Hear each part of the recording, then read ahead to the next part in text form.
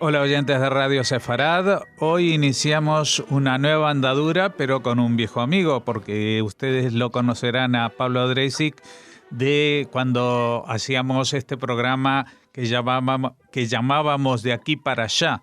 Y ahora pues vamos a seguir hablando por supuesto de filosofía, pero en este nuevo programa que se llama Atenas y Jerusalén, tensiones filosóficas, con Pablo Dreisig. ¿Qué tal, Pablo? Bienvenido de nuevo. Hola Jorge, ¿cómo estás? Bueno, la verdad es un gusto para mí volver a hablar contigo y bueno, iniciando este ciclo que me parece que puede llegar a ser muy interesante por lo que conversamos contigo. También es fruto de algunas conversaciones transatlánticas contigo, Jorge, y acordamos en que el problema quizás que cubre todas estas cuestiones filosóficas es precisamente la tensión, la conjunción, la disyunción entre Atenas y Jerusalén como dos conceptos que tironean o que los que está desgarrada el pensamiento occidental, ¿no? Esta es la idea, el pensamiento occidental tiene esos dos focos, esas dos almas, y bueno, ¿cuál es el sentido de esa metáfora, no? Es la historia de una metáfora. Uh-huh. Bueno, de alguna manera también sería una especie de combate Atenas versus Jerusalén, ¿no? Bueno, esa es la pregunta del millón, esa es la cuestión, lo que vos planteás. Justamente, querido Jorge, si la cuestión es un versus, si la cuestión es un y, generalmente, como tú dices, se ha planteado en términos del versus. Ese versus está cargado, tiene una carga teórica muy fuerte, es decir, es todo menos inocente el que sea un versus y ya define una posición. Quizás en esta primera emisión lo que vamos a tratar es por lo menos de explicitar o desplegar esta partícula, este versus, este i o este o. Y bueno, y para eso quizás justamente los orígenes, ¿no? Digamos que la idea de Atenas y Jerusalén como dos polos versus, como dos contrarios. A ver, voy a empezar con una tesis polémica o con una posición, por supuesto, contrastable o polemizable, que esta es más bien una alternativa, una reconstrucción más cristiana y en general asumida por muchos pensadores contemporáneos judíos. Bueno, como ves, empiezo como a patear el hormiguero, ¿no?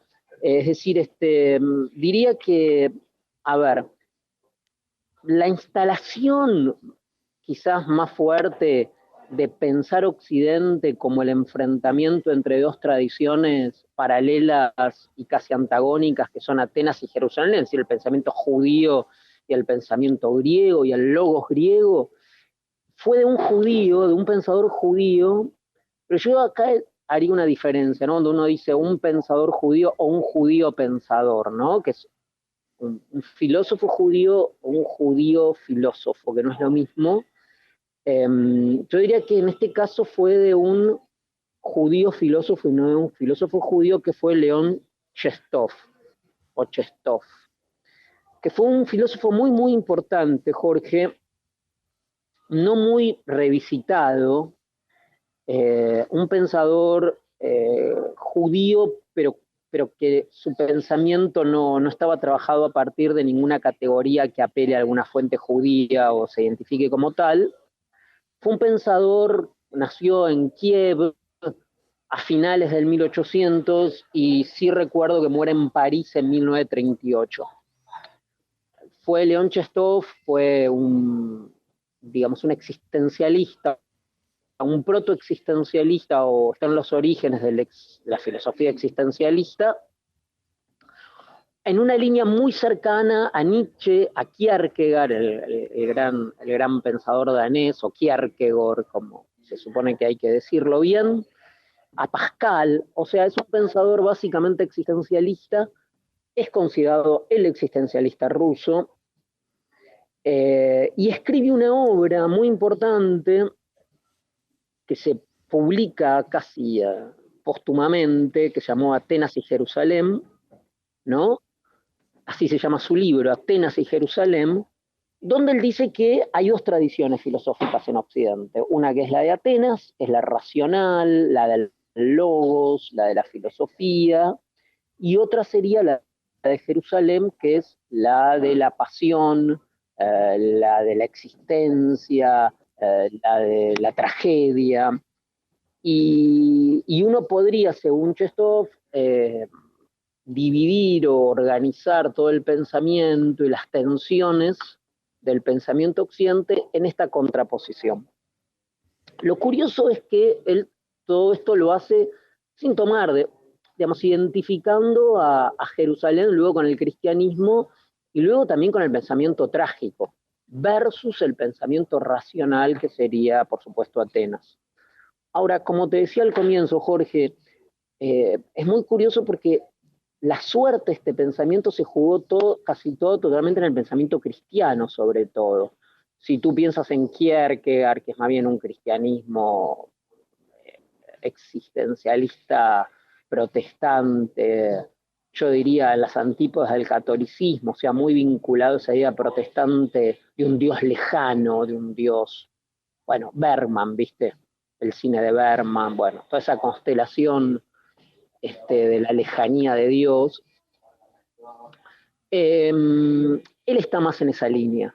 Él encastra bien Chestov con una línea cristiana, a la que precisamente parece que le va muy bien esta distribución de tareas, de que Atenas es la razón, y luego hay una cosa sentimental, amorosa, irracional, que sería Jerusalén. Esta sería la primera parte. Paradójicamente o no tanto, en mi opinión, este filósofo existencialista ruso de origen judío, cuyo verdadero nombre, verdadero entre comillas, no existe verdadero en este caso, es una especie de ontologismo esencialista, pero su nombre de nacimiento era Lev Schwarzman, conocido como León Shestov.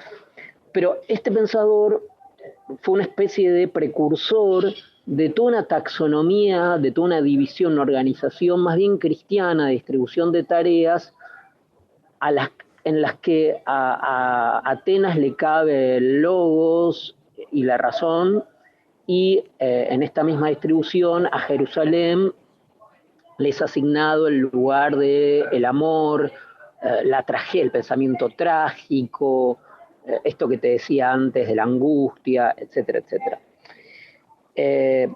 Una nota al margen, vamos a dedicar un programa a Chestov, aparte porque hace poco la editorial Armida le publicó de España, creo que es de España Armida, republicó Atenas y Jerusalén de Chestov, pero un próximo programa le podemos dedicar solamente a Chestov. Por último, decir que Chestov tuvo una polémica muy interesante que no está traducida. Yo la tengo en francés, entre Buber y Chestov, muy interesante, de la que podemos hablar. Y Chestov, bueno, por supuesto estaba macerado en el pensamiento de Dostoyevsky, se acercó a Husserl, se acercó a Heidegger, pero todo el pensamiento de él está, como decía, macerado, está bañado en esa Stimmung, en ese humor, en ese espíritu de Dostoyevsky, el rumano Cioran, en Camus, es decir, un pesimismo nihilista, trágico, muy lejano a lo que podríamos pensar como fuentes judías. Ahora, es interesante que él refuerza mucho esta dicotomía, ¿no? Otro gran texto que continúa, digamos, más que continúa, que persigue estas distinciones es el texto, por supuesto que me interesa mucho más que el de Chestov,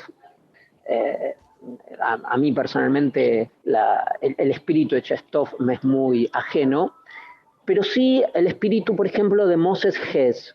Moses Hess fue un personaje y un escritor y un pensador muy, muy interesante al que también seguramente le vamos a dedicar algún programa entero, que escribió un famoso libro, un libro muy importante, no sé si famoso, pero en, es un mojón en el pensamiento judío contemporáneo, que es justamente el libro se llama Roma y Jerusalén, el de Moses Hess. Es decir, Moses Hess organiza la división ya no hablando de Atenas y Jerusalén, sino con Roma y Jerusalén. Esto es muy interesante también, ¿no? Porque esta suerte de binarismo que se organiza de este modo, en lugar, Moses Hess, este pensador alemán, 1862, nació en Leipzig, en la ciudad de Leipzig.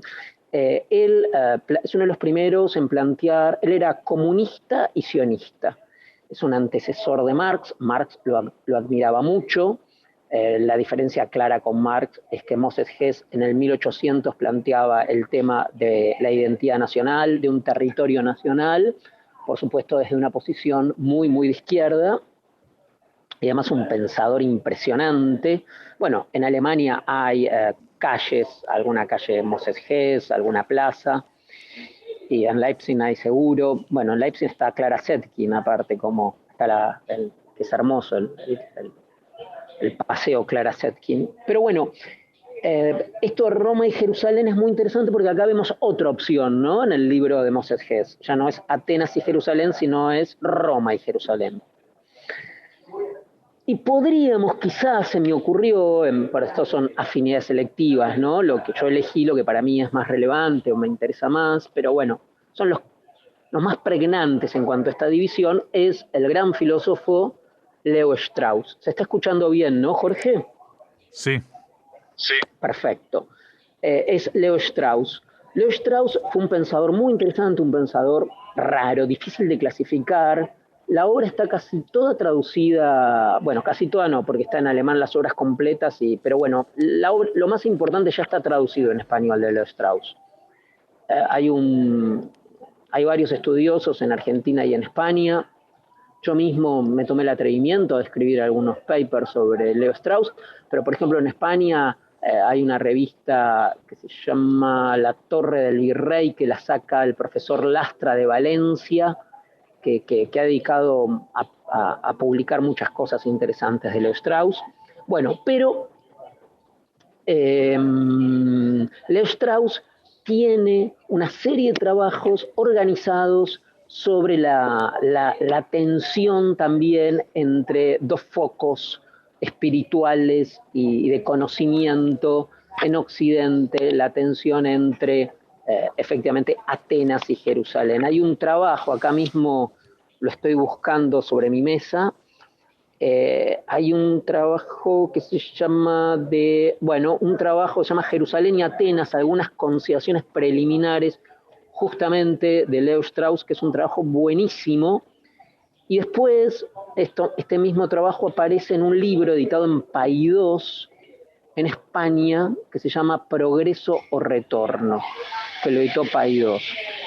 Y después el que acabo de mencionar lo editó Amorortu. O sea que los textos están. Leo Strauss siempre es bueno leerlo.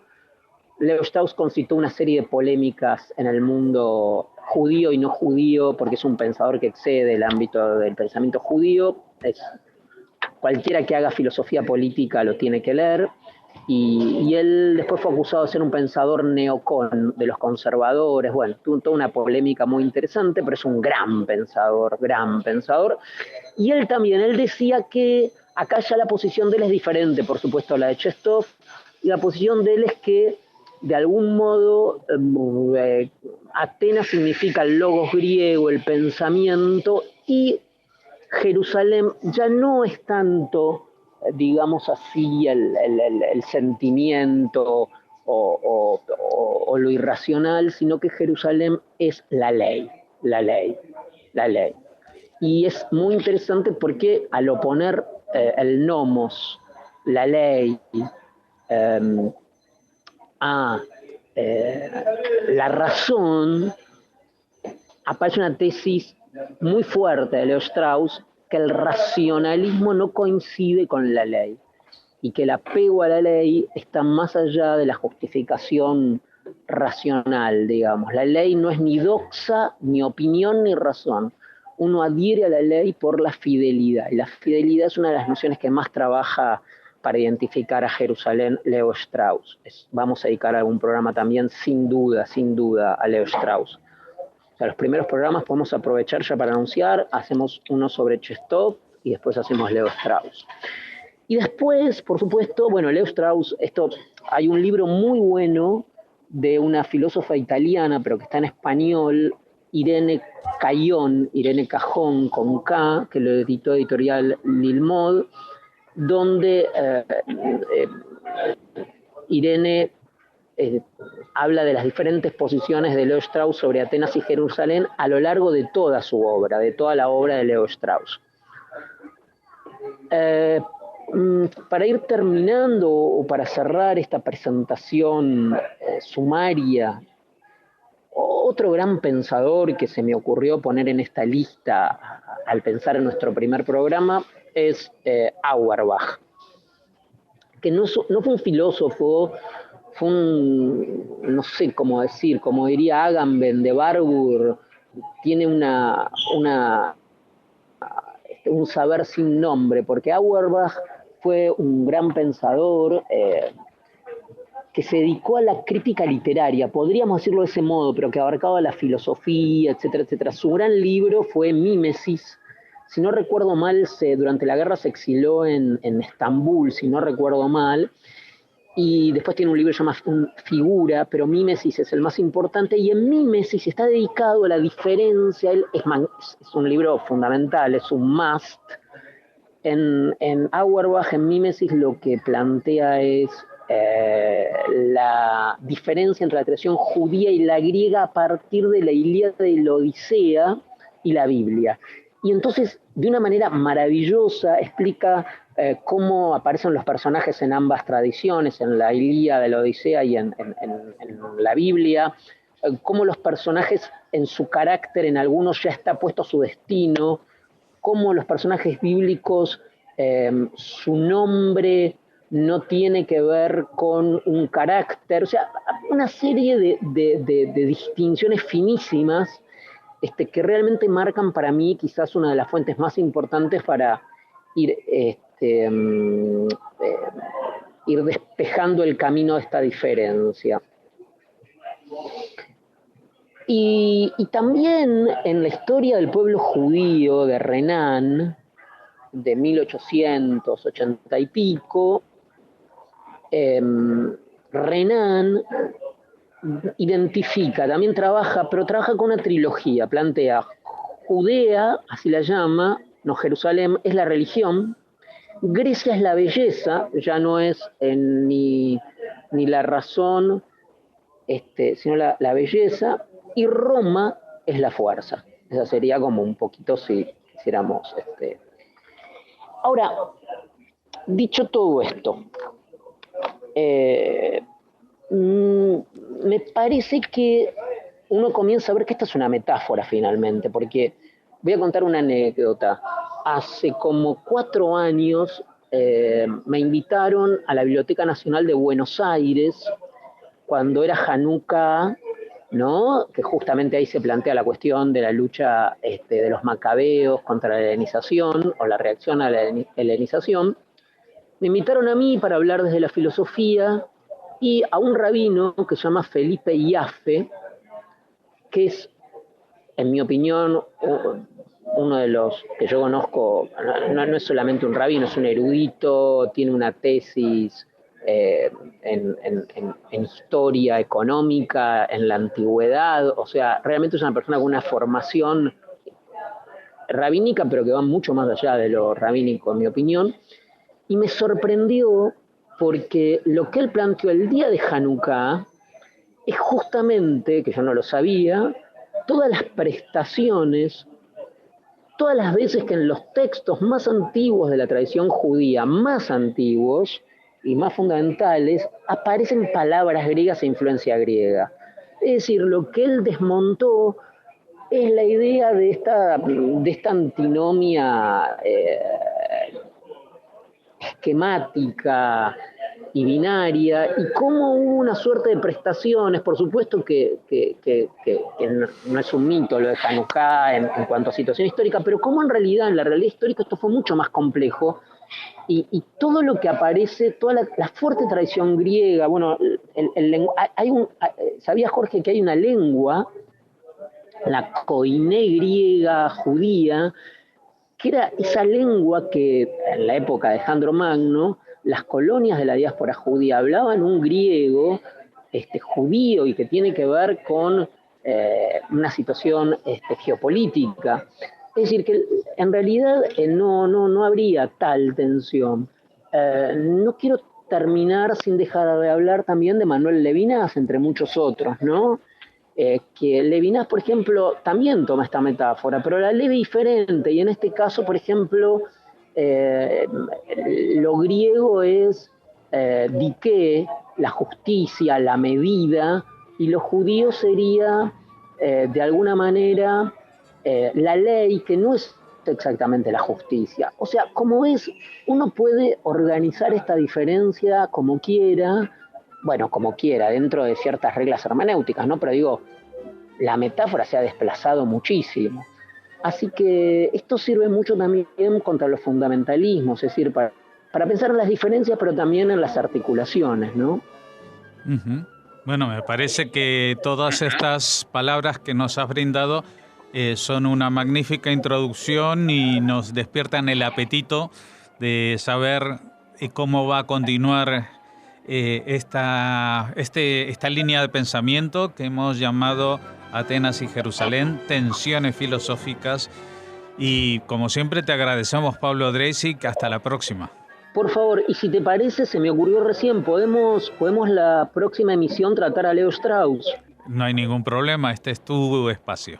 Me parece que sería muy interesante dar a conocer y un poco también problematizar lo que es bien polémico y bien interesante. Muy bien, hasta entonces y nos encontraremos con Leo Strauss. Hasta la próxima emisión, Jorge. Muchas gracias.